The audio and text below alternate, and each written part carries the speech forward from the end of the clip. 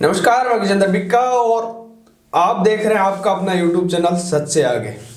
आज यानी 15 दिसंबर 2023 के दिन राजस्थान को नया मुख्यमंत्री मिल गया है। राजस्थान के मुख्यमंत्री का शपथ ग्रहण आज 12:15 पर होगा। इसमें कोई बड़ी बात नहीं है। हर 5 साल बाद चुनाव होते हैं और मुख्यमंत्री बन जाता है। मुख्यमंत्री का नाम भजनलाल शर्मा है, जो आज उनका जन्मदिन भी है और आज ही के दिन वो शपथ ग्रहण करेंगे। इससे पहले राजस्थान में कांग्रेस की सरकार थी और अशोक गहलोत जी मुख्यमंत्री थे। दोनों ही पार्टियों का अलग अलग आरोप प्रत्यारोप होता है। आज राजस्थान को 14वां मुख्यमंत्री मिल जाएगा और अशोक गहलोत जी थे वो 13वें मुख्यमंत्री थे। लेकिन सवाल यह है कि इसके बाद बदलेगा क्या। संभावना यह भी बताई जा रही है कि मुख्यमंत्री के साथ 17 या 20 मंत्री भी शपथ लेंगे। उनमें से कुछ राजनेता ऐसे भी हैं जो पिछले वसुंधरा जी के कार्यकाल में मंत्री थे, उनको मंत्री बनाया जा सकता है। और उनमें से अगर बात करें लोकसभा स्पीकर की वासुदेव देवनानी, तो वो भी पहले मंत्री रहे हुए हैं। सबसे पहले तो नवनिर्वाचित मुख्यमंत्री जिनके ऊपर हम बेबस हैं, क्योंकि यह व्यवस्था ऐसी है जिसको हम ना बदल सकते और ना ही इसमें फेरबदल कर सकते। मुख्यमंत्री जी का नाम हाईकमान द्वारा इस तरह से तय किया गया जिसका जनता से कोई मतलब नहीं है, यानी जनता की भागीदारी इसमें नहीं है। प्रत्यक्ष रूप से, अप्रत्यक्ष रूप से यह कह सकते हैं कि बीजेपी पार्टी राजस्थान में निर्वाचित हुई, उसके बाद हाईकमान ने यह तय कर दिया कि यह मुख्यमंत्री होगा।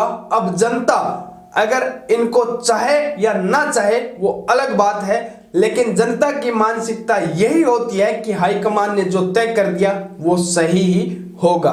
अब मुद्दे की बात यह है कि अशोक गहलोत जी मुख्यमंत्री रिटायर होने के बाद और नवनिर्वाचित मुख्यमंत्री बनने के बाद क्या बदल जाएगा। जिस तरह नरेंद्र मोदी जी ने चुनाव के वक्त कई गारंटियां दी थी और कहा था कि ये मोदी गारंटी है, उसी तरह अशोक गहलोत जी ने भी 7 गारंटियां दी थी और उनमें से बहुत सी बातें थी, लोगों की सुविधाओं के लिए बातें की गई थी। लेकिन हमारा मानना है कि वो सिर्फ लोक लुभावन वादे थे, चुनाव के वक्त में किए गए थे। लेकिन आज मैं 7 वादे रखना चाहता हूं और ये उम्मीद करना चाहता हूं कि राजस्थान में ये 7 मुद्दे अगर पूरे हो जाएं तो राजस्थान की कायाकल्प बदल जाएगी, राजस्थान की तस्वीर बदल जाएगी। हमें लगता है कि ये 7 मुद्दे जो हम रखने जा रहे हैं वो होना तो नामुमकिन है, क्योंकि ये व्यवस्था का दोष है, ये किसी मुख्यमंत्री का या किसी राजनेता का नहीं। फिर भी एक नागरिक होने के नाते ये हमारा फर्ज है, हमारी जिम्मेवारी है कि ये मुद्दे हम जनता के सामने लाएं और जनता को ये दिखाएं कि इन पर कार्य हुआ है और इन पर कार्य होना भी चाहिए।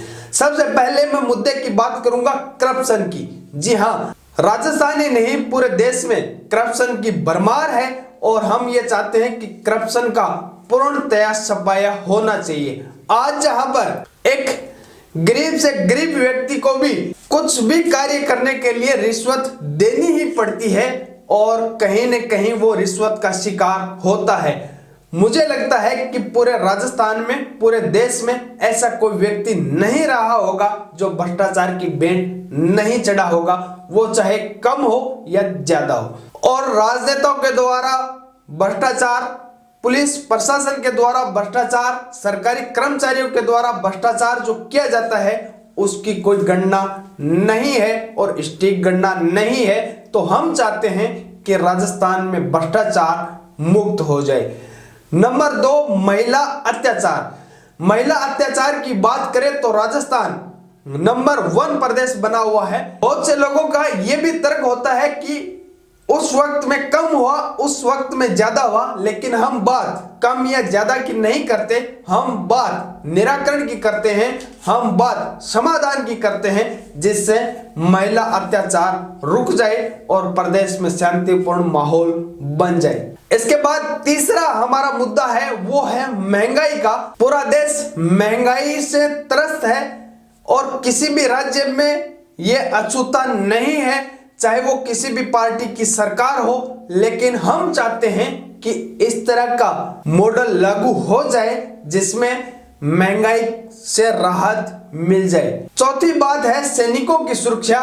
जहां पर पुलवामा जैसे बड़े बड़े अटैक हो जाते हैं, संसद में लोग घुस जाते हैं, ऐसे वक्त में सैनिकों की सुरक्षा हमारे देश की सबसे महत्वपूर्ण है और हम उम्मीद करते हैं कि राजस्थान सरकार बनने के बाद नए मुख्यमंत्री जी राजस्थान के सैनिकों के लिए ऐसा कुछ विशेष करेंगे जो सैनिकों के लिए उपयुक्त हो।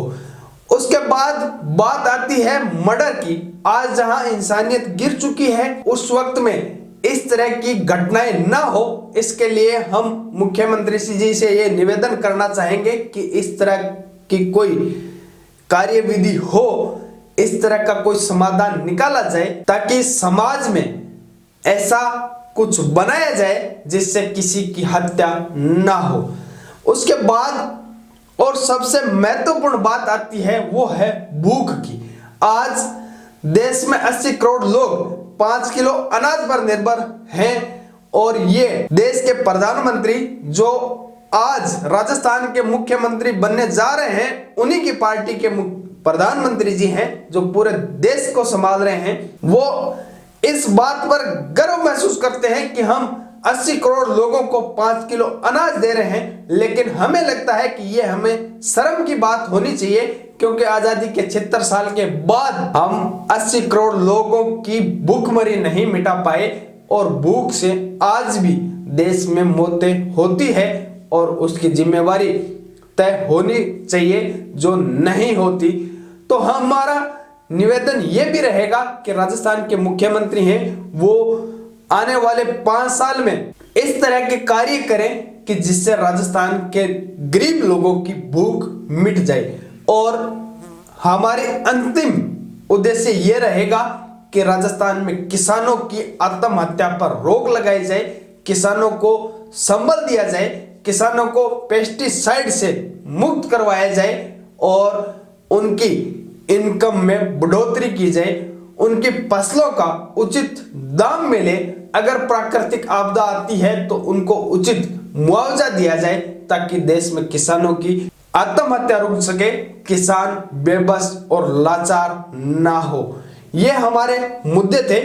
आज भजनलाल जी शर्मा की पद और गोपनीयता की शपथ हो गई है और वे शपथ ले लेंगे।